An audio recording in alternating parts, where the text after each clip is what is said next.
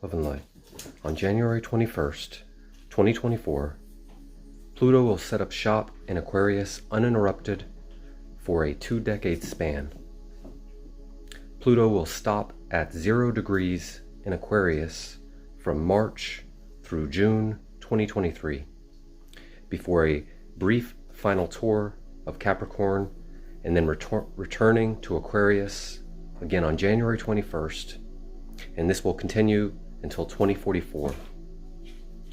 The sign in which Pluto is located marks out generational themes of historical significance. It brings deep transformation and upheaval to matters associated with its placement. We in the Awakening Collective have already seen much change, both in the world and certainly within ourselves. With the U.S. Pluto return, we are already hearing of Texas seceding, and we had an attempted coup at the Capitol. The various stellar gates and the arrival of Uranus in Taurus on May 15th, 2018, heralded in the first real wave of ascension. As Pam Gregory often says, Uranus is the symbol of the new, so its entrance into Taurus is the start of New Earth. Uranus will remain in Taurus until April 27th, 2026, except for a brief dip into Gemini from July to November 2025. And I would watch this time to be an actual mass ascension and activation into the 5D grid, and perhaps the final decoupling between the two timelines. And though many of the major systems of oppression and control appear to be carrying on with business as usual, this is like so much of their game, a smokescreen. Never have so much of the public been aware of their machinations and manipulations. Never in recorded history have we had a populace this aware. They have somewhat tamped down this victory through the constant sowing of misinformation and disinformation,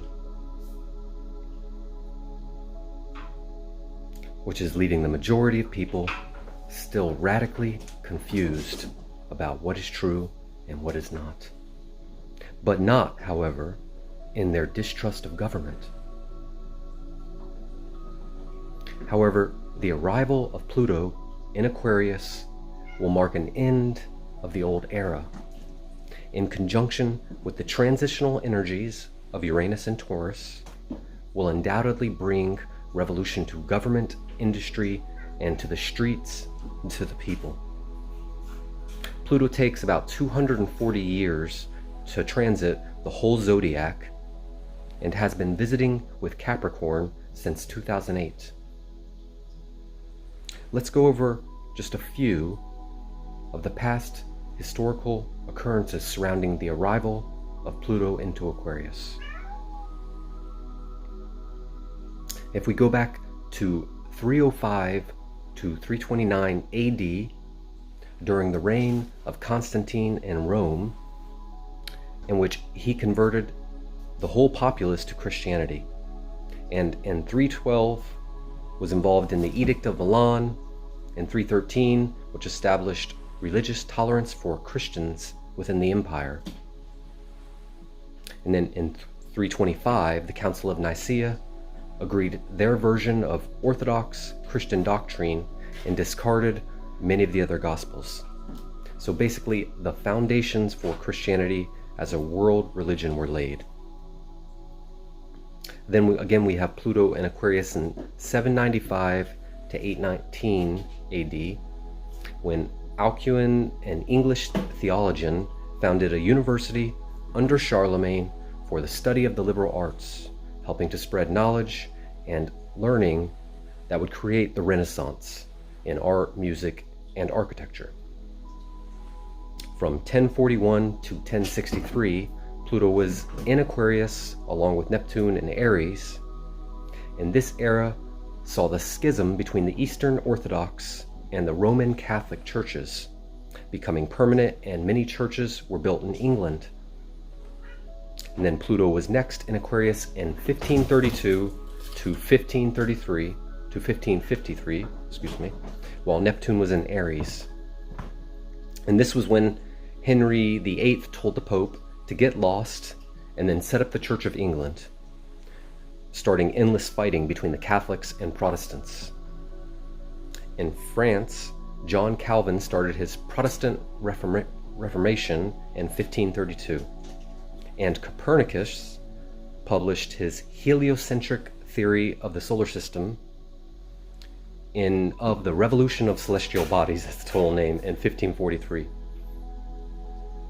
Also, the predictions and visions of Nostradamus were transmitted during this period, but not published until Pluto moved into Pisces. And finally, the most recent and relevant of the Pluto transits were the last ones into Aquarius from 1777 to 1797, while Uranus was in Gemini. This was the period called the European Enlightenment, which we would call the birth of intellectualism, and it reached its peak in the ideas of individualism and rationality. As Pluto entered Aquarius, Catherine the Great made many reforms encouraging the ideals of the humanities and was a great patron of the arts and sciences.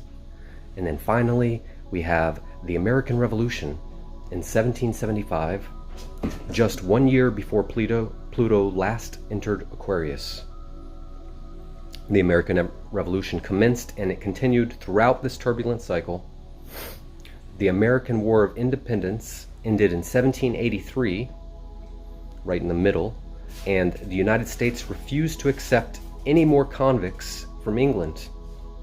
An alternative solution to England's overcrowded prisons was sought. They were putting prisoners on boats at that time and just docking them. Following Captain James Cook's voyage of discovery, the first fleet set sail for Australia in 1787 to establish a new penal colony. So the formation of Australia we find in Pluto in Aquarius. And also we have the people of France revolted against their dictatorial monarchy on the 14th of July, 1789, storming the Bastille and starting the French Revolution. So clearly, we can expect huge upheavals and hopefully power returning to the people. Braca Goldsmith talked about this, and she said, more than anything, this is the time of we the people coming in. So this is probably a time a lot of us have been waiting for and seeing coming. Love and light.